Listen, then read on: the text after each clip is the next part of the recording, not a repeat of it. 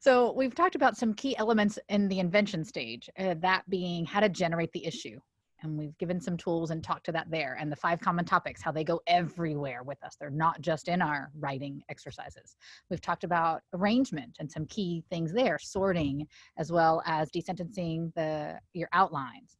And then I'd like to look at elocution now. There's a pattern that we follow with elocution that isn't always obvious. And Camille, I've heard you call it the write, rest, rewrite pattern. Let's talk about that. Write, rest, and rewrite. I tell my students that every time because I heard Andrew one time, my daughter thought this was the best thing she ever learned about writing. He said you do your best writing when you're asleep. Mm-hmm. So yes, I tell my students to make, well, and he's also told me before, don't try to write something well, just write.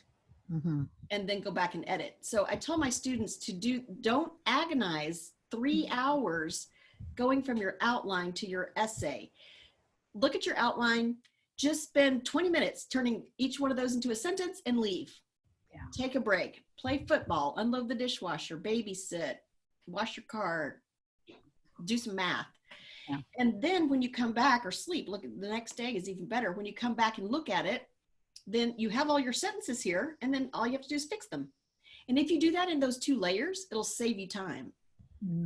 That's the rewrite. And that's where you'll check for typos, check your grammar, your punctuation, your spelling, and add any new schemes and tropes you need to at that point.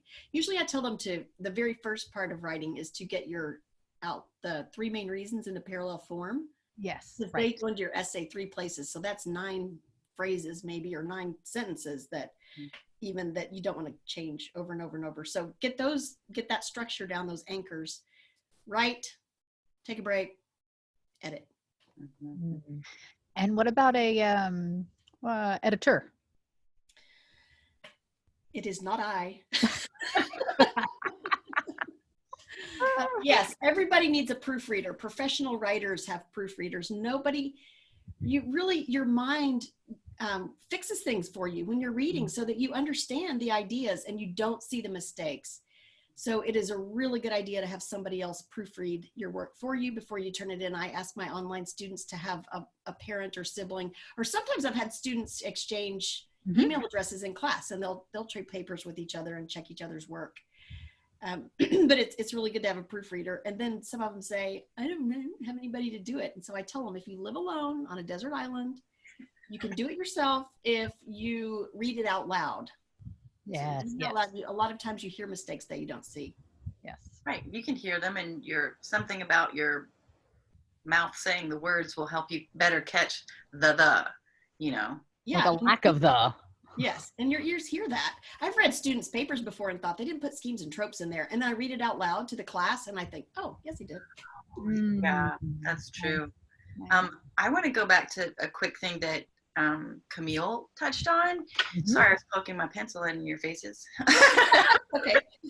I was playing with it, and because going through the 3 levels, and I don't remember what level I was working in, but mom, homeschooling parent, we're all doing different things and keeping very busy. And I had my outline. I had to craft my essay. It was due, and I was just dreading it, and I felt a lot of pressure and didn't feel like I was going to be able to get it done and turned in on time, and I liked to be timely. And so I just sat down and I did exactly what Camille's talking about. I took my points and I put them in essay form and I walked away, and it was such a relief. It was such a relief. And I can only imagine that their, students get to that point as well. And so I try to encourage my students and share with them, I get it, but you have this outline, you have your points, you have your ideas. Don't worry about how beautiful the adjectives, don't worry about that right now. Get it done, because then you really do feel refreshed when you come back to it, because you're like, well, if this is the best I can do, I can turn it in. Or I have an essay. Great. All you have to do is check it. It's written. Yeah. And you go back through, yeah.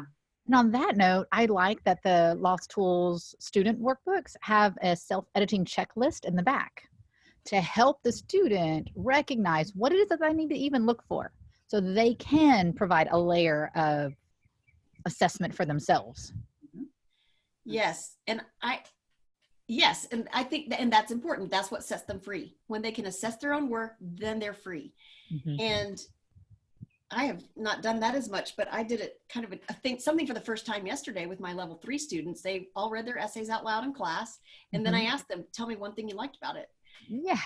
And they did that. And then I said, okay, and what's one thing you want to work on? And they, so they're seeing them assess themselves. And then they're listening to other students do that too. And it was good. It was fun. Nice. That is great. Mm-hmm.